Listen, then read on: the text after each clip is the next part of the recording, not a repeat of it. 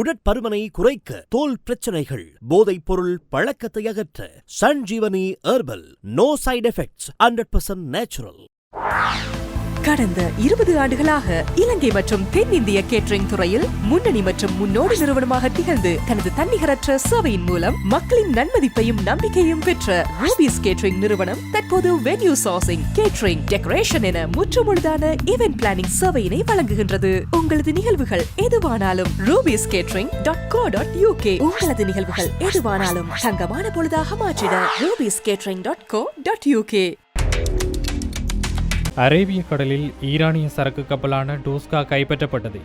அமெரிக்க மத்திய கட்டளை தலைமையகம் சென்ஹாம் தற்போது அதிகாரப்பூர்வமாக உறுதிப்படுத்தியிருக்கிறது. ஈரானிய படைகள் அமெரிக்காவை விரட்டியடித்ததாக ஈரானிய ஊடகங்கள் கூறி வந்த நிலையில் இந்த கப்பல் தற்போது தங்கள் வசமே உள்ளதாக அமெரிக்க இராணுவம் திட்டவட்டமாக தெரிவித்திருக்கிறது. ஈரானிய துறைமுகம் நோக்கி சென்ற அந்த கப்பலுக்கு சுமார் 6 மணி நேரம் தொடர்ச்சியான எச்சரிக்கைகள் வழங்கப்பட்டும் அவை மதிக்கப்படாததால் இந்த அதிரடி நடவடிக்கை எடுக்கப்பட்டதாக சென்ஹாம் விளக்கியிருக்கிறது.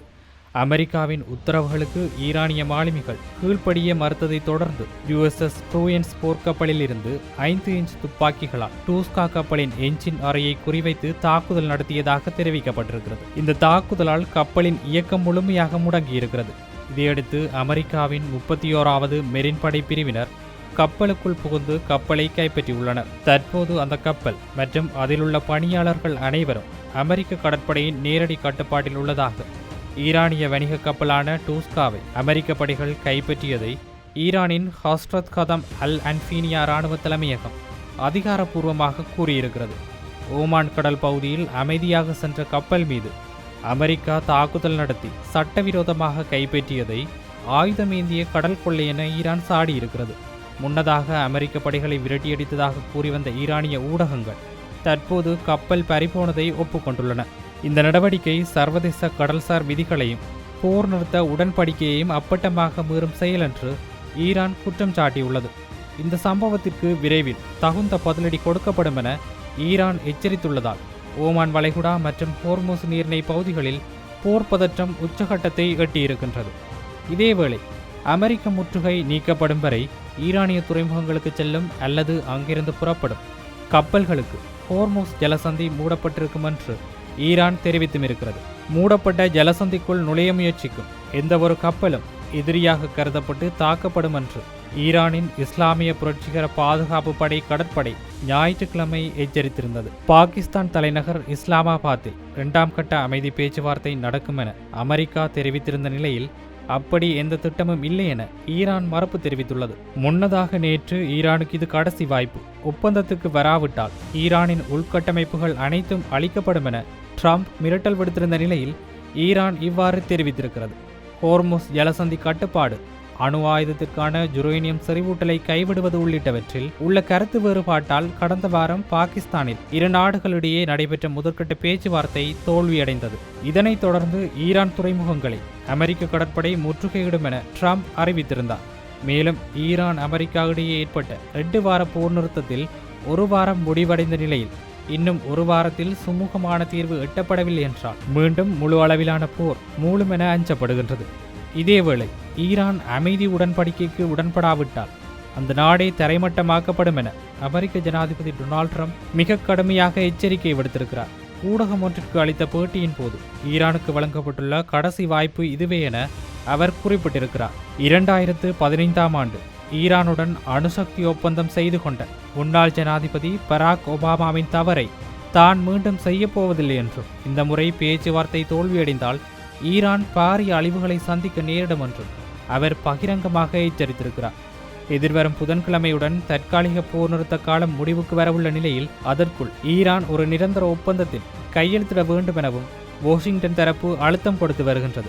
ஒன்று, ஈரான் இந்த உடன்படிக்கையில் கையெழுத்திட வேண்டும், இல்லையெனில் அந்த நாடு முழுமையாக அளிக்கப்படுவதை எதிர்கொள்ள வேண்டும் என தனது வழக்கமான அதிரடி பாணியில் ட்ரம்ப் தெரிவித்திருக்கிறார். 2 நாடுகளுக்கும் இடையே பாகிஸ்தான் முன்னிலையில் தீவிர பேச்சுவார்த்தைகள் நடைபெற்று வரும் சூழலில் ட்ரம்பின் இந்த மிரட்டல் துணியிலான கருத்து சர்வதேச ரீதியில் பெரும் பரபரப்பை ஏற்படுத்தியிருக்கிறது. இது இப்படி இருக்க, தெற்கு லெபனானில் மஞ்சள் கோடு எனப்படும் புதிய பாதுகாப்பு எல்லை மண்டலத்தை அமைத்துள்ளதாக இஸ்ரேல் பாதுகாப்பு படை முதன்முறையாக அறிவித்திருக்கிறது. கடந்த வியாழக்கிழமை இரவு ஹிஸ்புல்லா அமைப்புடன் போர் நிறுத்தம் அமலுக்கு வந்ததைத் தொடர்ந்து லெபனான் எல்லைக்குள் 10 கிலோமீட்டர் ஆழத்திற்கு பாதுகாப்பு மண்டலம் உருவாக்கப்படும் என்று பிரதமர் பெஞ்சமின் நெதன்யாகு அறிவித்திருந்த நிலையில் தற்போது இந்த எல்லைக்கோடு அதிகாரப்பூர்வமாக நடைமுறைப்படுத்தப்பட்டுள்ளது. இன்று வெளியிட்டுள்ள அறிக்கையில் இந்த மஞ்சள் கோடு பகுதியை தாண்டி இஸ்ரேலிய வீரர்களை நோக்கி முன்னேற முயன்ற பயங்கரவாதிகள் மீது தாக்குதல் நடத்தியதாக இஸ்ரேல் ராணுவம் தெரிவித்திருக்கிறது. போர் நிறுத்த ஒப்பந்தத்தின் கீழ் இந்த எல்லைக்கோடு வரையறுக்கப்பட்டிருந்தாலும் அச்சுறுத்தல் ஏற்படும் பட்சத்தில் தற்காப்பு நடவடிக்கைகளை எடுக்க தங்கள் வீரர்களுக்கு அதிகாரம் வழங்கப்பட்டுள்ளதாக இஸ்ரேல் கூறியிருக்கிறது. இந்த தாக்குதலில் ஏற்பட்ட உயிரிழப்புகள் குறித்த விவரங்கள் இன்னும் வெளியாகவில்லை. கடந்த ஆண்டு காசாவில் போர் நிறுத்த ஒப்பந்தத்தின் போது ஹமாஸ் கட்டுப்பாட்டில் உள்ள பகுதிகளையும் இஸ்ரேலிய படைகளையும் பிரிப்பதற்காக இதே போன்ற ஒரு மஞ்சள் கோடு பயன்படுத்தப்பட்டது. காசாவில் இந்த கோட்டை தாண்ட முயன்ற 77 பாலஸ்தீனியர்கள் கடந்த 3 மாதங்களில் இஸ்ரேலிய படைகளால் சுட்டுக் கொல்லப்பட்டதாக செய்திகள் தெரிவிக்கின்றன. இப்போது அதே போன்ற ஒரு கடுமையான கட்டுப்பாட்டு முறையை இஸ்ரேல் லெபனானிலும் கொண்டு வந்துள்ளது. லெபனான் அரசாங்கம் மற்றும் ஹிஸ்புல்லா அமைப்புடன் எட்டப்பட்ட 10 நாள் தற்காலிக போர் நிறுத்த ஒப்பந்தத்தின் நடுவே இஸ்ரேலின் இந்த தன்னிச்சையான பாதுகாப்பு மண்டல அறிவிப்பு பதற்றத்தை அதிகரித்துள்ளது. இதுகுறித்து லெபனான் தரப்பிலிருந்து இதுவரை அதிகாரப்பூர்வமான பதில்கள் எதுவும் பெறவில்லை. இந்த மஞ்சள் கோடு நடைமுறை தற்காலிக போர் நிறுத்தத்தை நிரந்தர அமைதியாக மாற்றுவதில் பெரும் சவாலாக இருக்கும் என்று சர்வதேச அரசியல் நோக்கர்கள் கருதுகின்றனர். இதேவேளை சர்வதேச சட்டங்களை மீறி செயற்படும் இஸ்ரேலுடன் கொண்டுள்ள அனைத்து உறவுகளையும் ஐரோப்பிய ஒன்றியம் துண்டிக்க வேண்டும் என்று ஸ்பெயின் பிரதமர் பெட்ரோ சான்செஸ் கோரிக்கை விடுத்திருக்கிறார். எதிர்வரும் செவ்வாய்க்கிழமை இஸ்ரேலுடனான கூட்டு ஒப்பந்தத்தை ரத்து செய்ய கோரி ஐரோப்பிய ஒன்றியத்திடம் ஸ்பெயின் அரசு அதிகாரப்பூர்வமாக ஒரு முன்மொழிவை சமர்ப்பிக்கும் என சான்செஸ் அறிவித்திருந்தார்.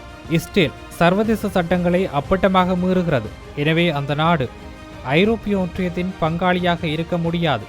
இது மிகவும் எளிமையான விஷயம் என அவர் ஆவேசமாக தெரிவித்திருக்கிறார். ஸ்பெயினுடன் இணைந்து அயர்லாந்து மற்றும் ஸ்லோவேனியா ஆகிய நாடுகளும் ஐரோப்பிய ஆணையத்திற்கு ஒரு கடிதத்தை அனுப்பியிருக்கின்றன. அடுத்த ஐரோப்பிய ஒன்றிய வெளியுறவு அமைச்சர்கள் கூட்டத்தில் இது குறித்து விவாதிக்க வேண்டும் என்று அவை வலியுறுத்தியுள்ளன. இஸ்ரேலுக்கும் ஐரோப்பிய ஒன்றியத்திற்கும் இடையே ஜூன் 2000 கையெழுத்தான இந்த ஒப்பந்தத்தில் மனித உரிமைகளை மதிக்க வேண்டும் என்ற மிக முக்கியமான நிபந்தனை உள்ளது. காசா மற்றும் லெபனான் மீது இஸ்ரேல் நடத்தி வரும் தாக்குதல்கள் இந்த நிபந்தனையை மீறுவதாக ஸ்பெயின் குற்றம் சாட்டுகின்றது. 2024 ஆண்டு பாலஸ்தீனத்தை ஒரு தனி நாடாக ஸ்பெயின் அங்கீகரித்தது முதலே இஸ்ரேலுக்கும் ஸ்பெயினுக்கும் இடையிலான உறவு மிகவும் மோசமடைந்தது. தற்போது நெதன்யாகு அரசாங்கத்தின் மீதான தனது விமர்சனத்தை பிரதமர் சான்செஸ் தீவிரப்படுத்தியுள்ளார் என்பது இங்கு குறிப்பிடப்பட வேண்டிய ஒரு விடயமாகவும் இருக்கின்றது. அமெரிக்காவின் முற்றுகை, ஈரானின் ஹோர்மோஸ் ஜலசந்தி மூடல் அறிவிப்பு மற்றும் இஸ்ரேலின் புதிய எல்லைக்கோடு என மத்திய கிழக்கு பிராந்தியம் ஒரு பதற்றமான சூழலிலேயே நகர்கிறது. சர்வதேச சட்டங்கள் ஒருபுறம் விவாதிக்கப்பட்டாலும் கள நிலவரம் என்னவோ போரை நோக்கியே செல்வதாக அரசியல் ஆய்வாளர்களும் கருதுகின்றனர். இது இப்படி இருக்க உலக தரத்தில் இன்னும் என்னவெல்லாம் நடக்கப் போகிறது என்பதை நாமும் பொறுத்திருந்து பார்க்கலாம். உடற்பருமனை குறைக்க, தோல் பிரச்சனைகள், போதைப் பொருள் பழக்கத்தை அகற்ற Sanjeevani herbal. No side effects, 100% natural.